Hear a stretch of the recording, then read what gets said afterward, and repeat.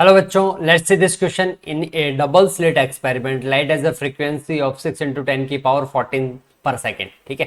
The distance between the centers of adjacent bright fringes is 0.75 mm. What is the distance between the slits if screen is 1.5 metre away. ठीक है. हमें value क्या क्या दे रखा है, हमें फ्रीक्वेंसी दे रखा है. फ्रीक्वेंसी की वैल्यू 6 इंटू 10 की पावर 14 हर्ट्ज दे रखा है. क्लियर है. यहां से हम क्या कैलकुलेट कर सकते हैं, यहां से हम लैम्डा की वैल्यू कैलकुलेट कर सकते हैं. तो then lambda is equal to C divided by F.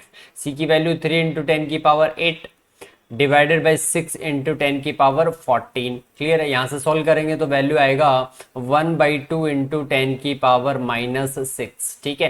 Then lambda is equal to 5 into 10 की पावर -7 मीटर. ये आपके पास वेवलेंथ की वैल्यू आ गई. ठीक है. हमें कैपिटल डी की वैल्यू भी दे रखा है 1.5 मीटर. ठीक है. हमें फ्रिंज विड्थ भी दे रखा है. फ्रिंज विड्थ की value beta is equal to 0.75 mm. ये वैल्यू की बना. पूछा क्या गया, स्लिट्स के बीच की सेपरेशन स्मॉल डी पूछा गया. ठीक है. हमें पता है we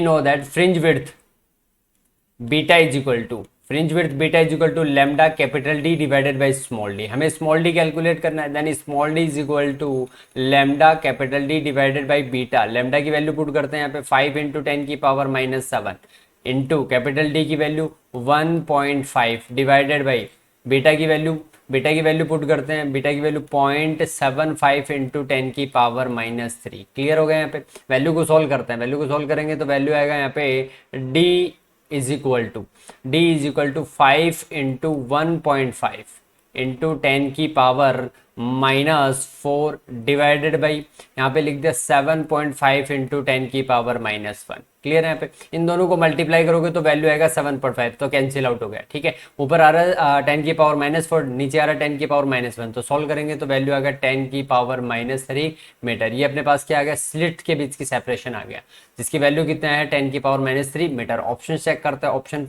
B is the right answer. Thank you. Best of luck.